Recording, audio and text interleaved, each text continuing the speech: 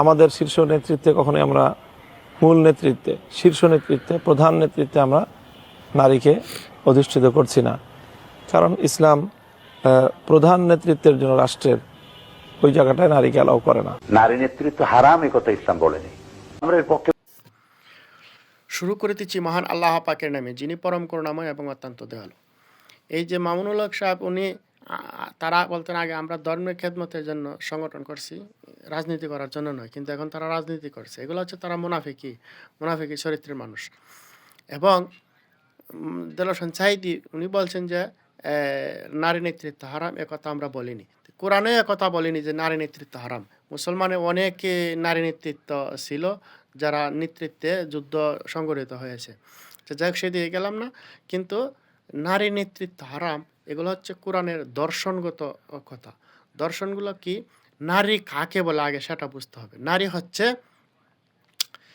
লোভ, লালসা, অহংকার, ক্ষমতা, কামনা, বাসনা এগুলা যুক্ত যদি কোনো পুরুষের মধ্যে থাকে, সে পুরুষ লিঙ্গের দিক দিয়ে পুরুষ হয়েও সে নারী।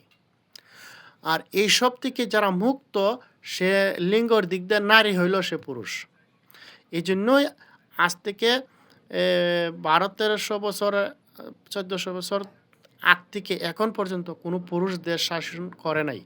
কারণ এইসব কামনা, বাসনা, লোভ, লালসা, অহংকার এগুলো যুক্ত যদি কোনো মানুষ দেশ পরিচালনা করে, তাদের দ্বারা মানুষের কোনো কল্যাণ সাধিত হবে না, ক্ষতি ছাড়া। আর যারা এসব থেকে মুক্ত, যদি কোনো নারী হয়েও সে এইসব থেকে মুক্ত হয়ে সে দেশ পরিচালনা করে, তাহলে সেই দেশের কল্যাণ এবং মানুষের কল্যাণ সাধিত হবে, ক্ষতি হবে না।